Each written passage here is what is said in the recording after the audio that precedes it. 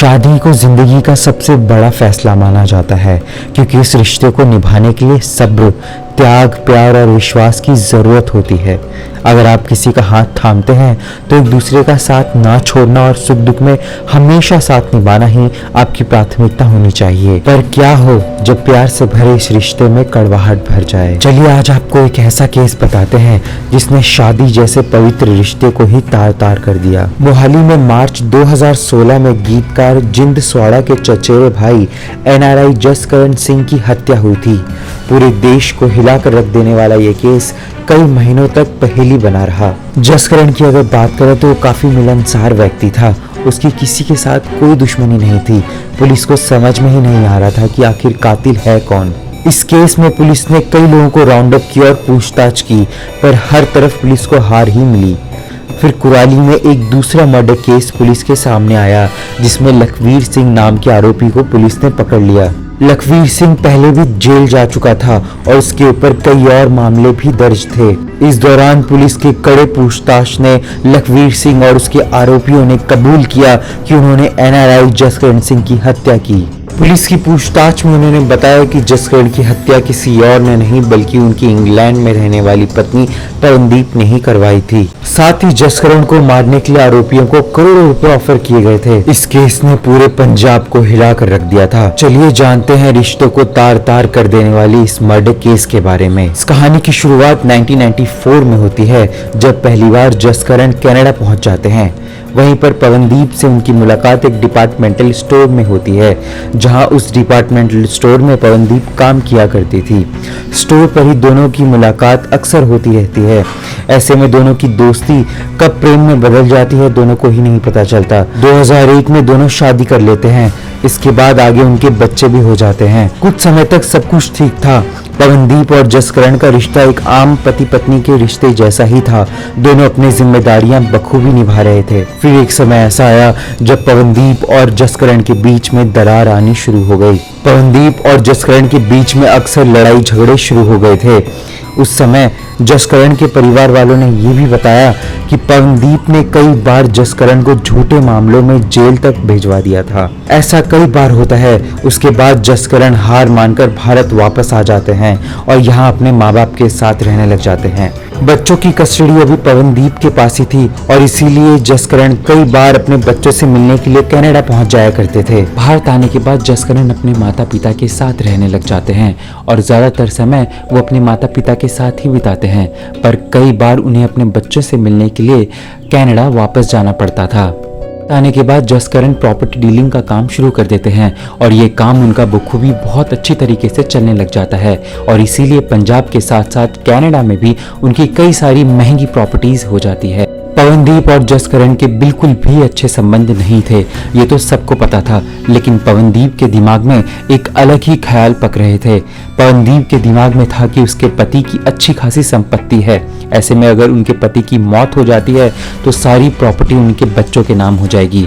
ऐसे में प्रॉपर्टी उनके कब्जे में हो जाएगी और इसीलिए जसकरण की इंडिया और कनाडा में जितनी भी प्रॉपर्टीज थी उन्हें हड़पने के लिए पवनदीप ने एक रणनीति को जन्म दिया। ये रणनीति थी अपने ही पति जसकरण को सुपारी किलर्स द्वारा मरवा देने की। कनाडा में रह रहे पवनदीप की अगर बात करें तो वो मूल रूप से पंजाब की ही रहने वाली थी।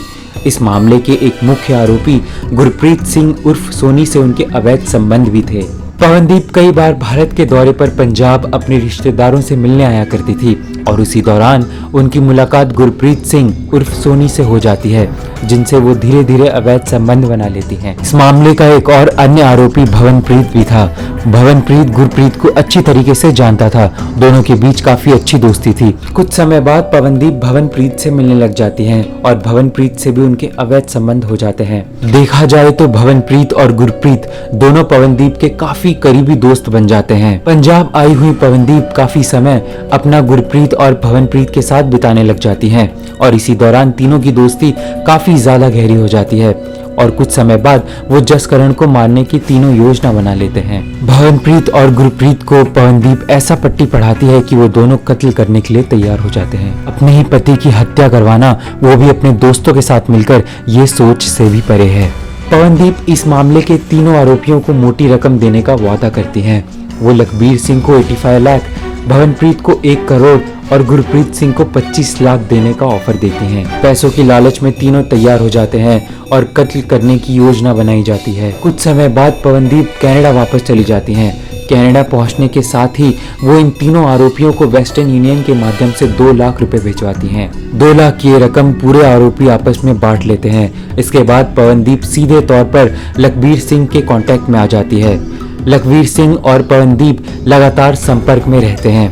पवनदीप कौर ने शेष रकम काम हो जाने के बाद देने का वादा किया था। पवनदीप कनाडा में रहते हुए अपने पति जसकरण सिंह की पूरी जानकारी लखबीर सिंह को पकड़ा देती है। यहाँ लखबीर सिंह अपने काम पे लग जाता है। वो कई बार जसकरण सिंह की रेकी तक करता है। कई बार रेकी के दौरान जसकरण सिंह उसे अकेला नहीं मिल पा रहा था और इसीलिए लखबीर सिंह ने एक योजना बनाई और ये योजना थी जसकरण का ग्राहक बनकर उसी के दफ्तर में जाने की। 16 मार्च 2018 को जसकरण अपने दफ्तर में मौजूद था। 16 मार्च 2018 को ये तीनों आरोपी जसकरण के दफ्तर पहुंच जाते हैं। ये तीनों जमीन खरीदने के बहाने यहाँ पहुंचे हुए थे। इसके बाद जसकरण इन्हें अपने कार में बैठाकर जमीन दिखाने ले गया। जब वह मिडिल स्कूल के पास पहुंचे तो आरोपियों ने उस पर चाकुओं से हमला कर दिया। साथ ही उसकी कार को लेकर भाग खड़े हुए। काफी समय बीत जाने के बाद जसकरण के घर वाले उसे ढूंढना शुरू कर देते हैं। पूरी छानबीन के बावजूद जब जसकरण का कुछ पता नहीं चलता तो उसकी गुमशुदगी की रिपोर्ट लिखाई जाती है। पुलिस अपना काम शुरू कर देती है। दरअसल पुलिस की छानबीन में पुलिस को लखबीर सिंह की गाड़ी दिल्ली की एक पार्किंग में खड़ी मिलती है। लखबीर सिंह, भवनप्रीत सिंह और गुरप्रीत सिंह यहाँ मर्डर करके दिल्ली फरार हो गए थे। दिल्ली में लखबीर सिंह ने एक और मर्डर किया था जिसकी पूछताछ के लिए पुलिस लखबीर सिंह को हिरासत में ले लेती है। पुलिस की कड़ी पूछताछ में लखबीर सिंह जसकरण सिंह की मर्डर का भी बात कबूल कर लेता है। इस पूरे मामले की छानबीन कर रही पंजाब पुलिस को जब इस हत्याकांड के मास्टरमाइंड के बारे में पता चलता है तो सबके पांव के नीचे की जमीन खसक जाती है। ये कोई और नहीं बल्कि खुद पवनदीप कौर थी जो इस समय इंग्लैंड में थी। एनआरआई जसकरण सिंह की मौत के बाद उनकी पत्नी पवनदीप कौर को कनाडा से इंडिया लाने की पूरी तैयारियां हो चुकी है ताकि जसकरण सिंह को इंसाफ दिलाया जा सके। पुलिस का पूरा दावा है कि इस मर्डर की मास्टरमाइंड पवनदीप को जल्द ही भारत लाया जाएगा। शादी के रिश्ते को तार तार कर देने वाले इस केस के बारे में जानकर आपको कैसा लगा हमें कमेंट करके ज़रूर बताइएगा। अगर आपको ये सीरीज़ पसंद आ रही है तो प्लीज़ कमेंट करके हमें ज़रूर बताएं ताकि ऐसे ही वीडियोज़ हम आपके लिए बनाते रहें। देखते रहें आर्मी ब्राट इन एक्शन।